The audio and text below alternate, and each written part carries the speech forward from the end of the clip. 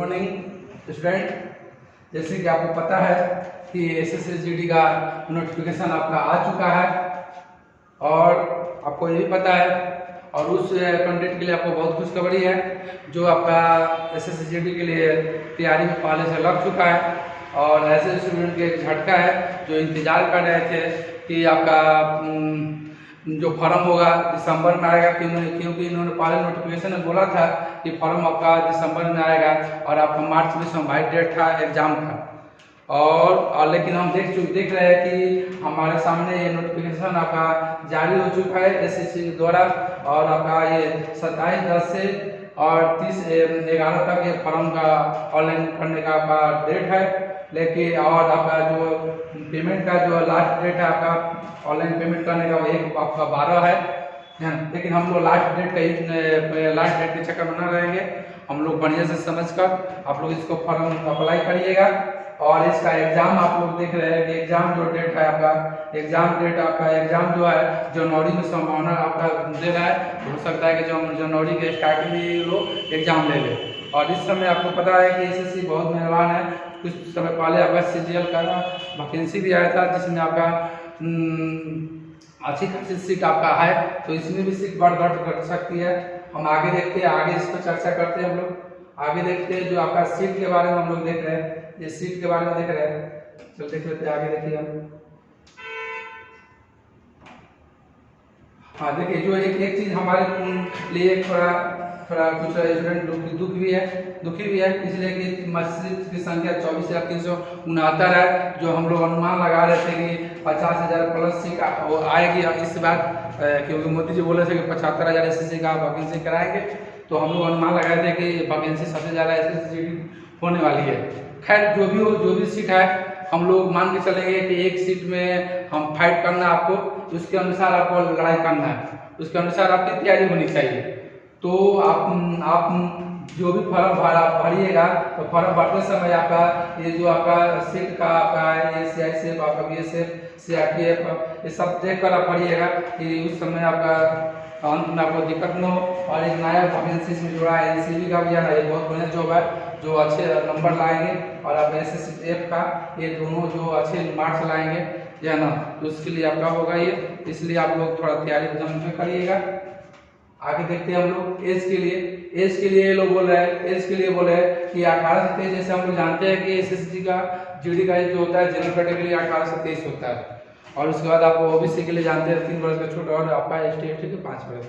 लेकिन इस बार इन्होंने हमारे लिए खुशखबरी की बात है कि इन्होंने आपका कि जो लड़का कुछ लोग हल्ला कर रहे थे कि हमारे एक्सपायर हो गया, भर्ती नहीं है, उसके लिए खुशखबरी की बात है कि इन्होंने 3 साल एज का छूट दिया है, 3 साल के लिए छूट दिया है। मतलब वो कैंडिडेट जिसका एज 18 से 26 के बीच में है वो फॉर्म अप्लाई कर सकता है। मतलब आपका जो आपका पहले जो 2/1/2000 तक और 1/1/2005 तक एज का होना चाहिए था वो आपका कर दिया है, ये 2000 तक है 2/1/1997। मतलब आपका एज जो होना चाहिए 2/1/1997 से 1/1/2005 के बीच में आपका 18 से 26 वर्ष का हो जाना चाहिए। तो एक आप उन पंडितों के लिए बहुत खुशखबरी है जिसका एज आपका एक्सपायर हो गया था, उसके लिए बहुत खुशखबरी है। तो आप थोड़ा मेहनत करिए। और एक नए स्टूडेंट के लिए एक और चीज़ बताते हैं, ये जो एज में छूट दिया गया है आप मेरिट को और हाई करेगा, इसलिए हाई करेगा जो पुराने स्टूडेंट है 1 नंबर 2 नंबर के लिए पिछले वैकेंसी में छठे है, तो हो सकता है आपके लिए वो मुसीबत खड़ा करे। इसलिए जो नए स्टूडेंट जो नए सिरे से तैयारी में लगे हैं तो वो थोड़ा और मेहनत करिएगा। आगे देखते हैं हम लोग नोटिफिकेशन में क्या किया है।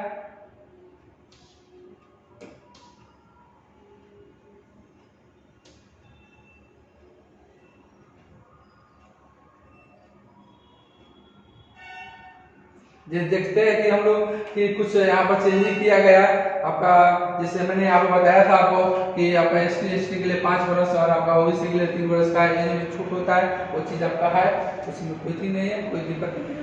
और आपका उसके बाद हम लोग देख रहे हैं कि एग्जाम में तो आपका सिलेबस में थोड़ा सा चेंजिंग किया है, जाना है एग्जाम का सिलेबस में चेंजिंग किया है, उसको हम लोग गौर करते हैं।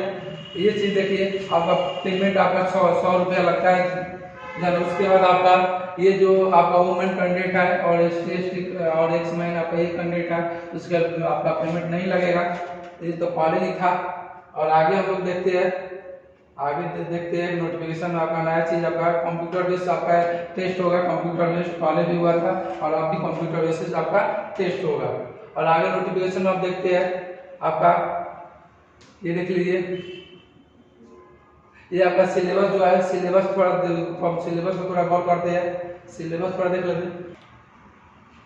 ठीक है, देखते हैं हम लोग सिलेबस पर गौर करते हैं। ये एसएससी ने बड़ा बदलाव किया और आप देखेंगे एसएससी सीजीएल में भी ये बदलाव हुआ था, तो यहाँ पर भी ये बदलाव हुआ। हो सकता है आने वाले एग्जाम में और आपका बदलाव देखने को मिले। यहाँ पर बदलाव आप लोग क्या है देखते हैं। जैसे पहले आपको पता है कि आपका 100 क्वेश्चन होता था और टाइमिंग आपका 90 मिनट होता था पहले। लेकिन अब क्या किया इन्होंने आपका 80 क्वेश्चन, टोटल 80 क्वेश्चन कर दिया और समय जो दिया गया 60 मिनट निर्धारित किया गया। मतलब आपका 30 मिनट का समय घटा दिया गया। इसके मतलब समझिए कि कंपटीशन और पहले से हाई होगा। और यहाँ पर आपका मैथ रीजनिंग में स्पीड आपका होना बहुत जरूरी है, क्योंकि आपका मात्र आप देख रहे हैं 20 क्वेश्चन घटाया, लेकिन समय आपका 30 मिनट घटाया। तो आप मैथ और रीजनिंग के साथ साथ और जो विषय आपका है हिंदी और जीके जीएस, और उस पर भी आप लोग समय दीजिएगा। और 2 महीने का समय कम नहीं होता है और उसमें भी आप मेहनत करेंगे। अभी से आप मेहनत में लग जाइए तो आपका अच्छा स्कोर आ सकता है। जैसे आप देख रहे हैं कि पहले एक क्वेश्चन 1 मार्क्स का हुआ करता था, लेकिन अब एक क्वेश्चन को आपका 2 मार्क्स दे रहा है। मतलब आपका 80 क्वेश्चन और मार्क्स जो होगा 160 हो जाएगा। 80 क्वेश्चन एंड मार्क्स हो जाएगा 160 मार्क्स हो जाएगा। और नेगेटिव का आपका जैसे आपका नेगेटिव पौधा जो पहले था वही चीज है। नेगेटिव में कोई बदलाव नहीं है। 0.5 आपका मतलब आपका 2 को एक क्वेश्चन पर 2 मार्क्स मिल रहा है, मतलब आपका नेगेटिव मार्क्स वो नहीं हो ही है।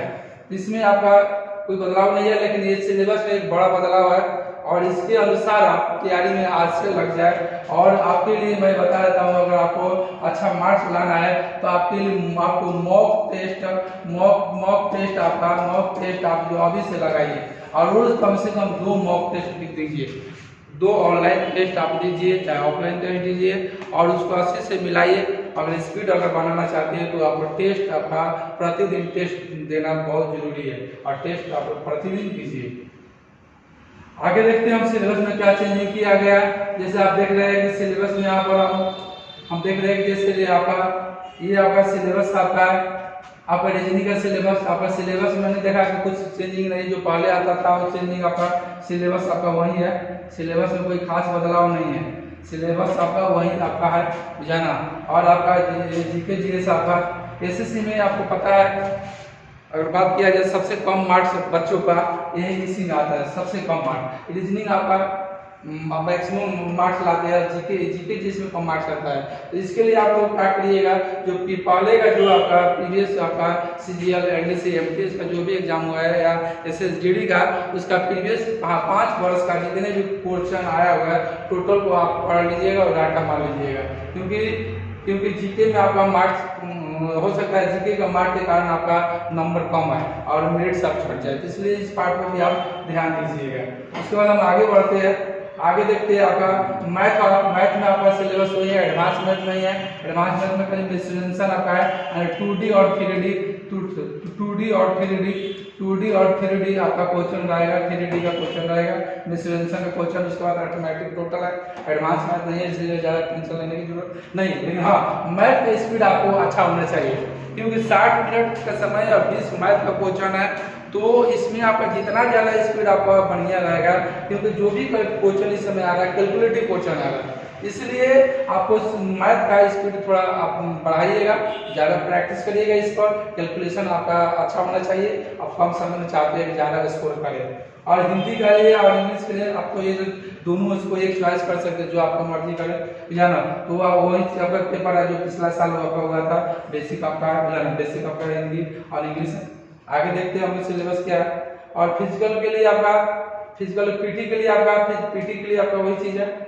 आगे देखते हैं सिलेबस। हाँ, जो फिजिकल के लिए आपका है, पिछले बार मेल के लिए आपका 5 किलोमीटर 24 मिनट के लिए, और आपका ये और फीमेल के लिए ये इसमें कोई चेंजिंग नहीं है, फिजिकल में आपको कोई चेंजिंग नहीं दिखाई दे रहा है ना। और हाइट पता है आपको, जिसका 170 हाइट हो वही फॉर्म को अप्लाई कर सकता है। मेल और फीमेल के लिए 170 आपका 157 आपका जिसका सेंटीमीटर हाइट हो वही आपका इस फॉर्म को अप्लाई कर सकते हैं।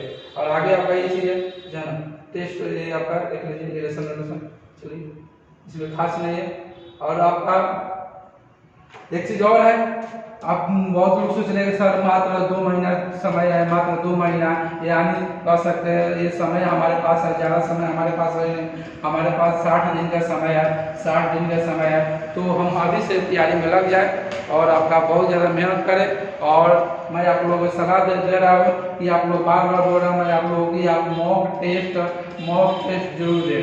रोज आप 2 मॉक टेस्ट दें और उसको बढ़िया से मिलाइए।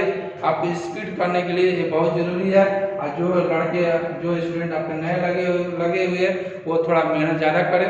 और इसके साथ हम आगे जो भी नोटिफिकेशन आएगा उसके बारे में आपको बताएंगे। ओके, और आप लोग तैयारी में लग गए और आप लोगों के लिए गुड लक।